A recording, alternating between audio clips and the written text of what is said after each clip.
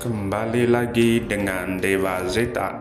Saudara, putusan MK bukti kuat karpet merah untuk Gibran. Banyak publik tahu bahwa putusan Mahkamah Konstitusi soal kepala daerah berusia di bawah 40 tahun bisa maju ke pemilihan presiden dan wakil presiden untuk memudahkan Wali Kota Solo Gibran Rakabuming Raka. Direktur Eksekutif Carta Politika, Yunarto Wijaya menyebutkan putusan MK menjadi bukti kuat dari seluruh dugaan upaya MK memberikan karpet merah untuk Gibran maju sebagai cawapres melalui Ketua MK Anwar Usman yang merupakan paman Gibran Rakabuming Raka. Tanpa keputusan MK pun kejanggalan ini kan sudah terasa. Tanpa harus kita belajar hukum, tanpa kemudian kita harus masuk ke dalam politik. Menurutnya, banyak pakar hukum yang merasa kejanggalan mengenai ketidakpantasan apa yang menjadi perasaan kemudian terjustifikasi pada keputusan hukum dari Mahkamah Konstitusi MK mengatakan betul ada pelanggaran hukum berat yang dilakukan Anwar Usman yang berkaitan dengan Gibran yang maju sebagai calon wakil presiden.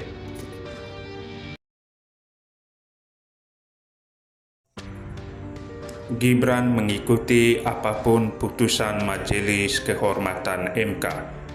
Wali Kota Surakarta yang juga bakal calon wakil presiden mengaku mengikuti apapun putusan Majelis Kehormatan MK yang dibacakan Ketua Majelis Kehormatan MK Jimli Asidiki.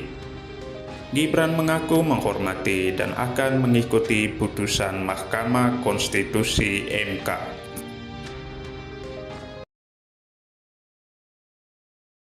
Terbukti melakukan pelanggaran berat terhadap kode etik dan perilaku hakim konstitusi sebagaimana tertuang dalam Sabta Karsa Utama, prinsip ketidakberpihakan, prinsip integritas, prinsip kecakapan dan kesetaraan, prinsip independensi, dan prinsip kepantasan dan kesopanan.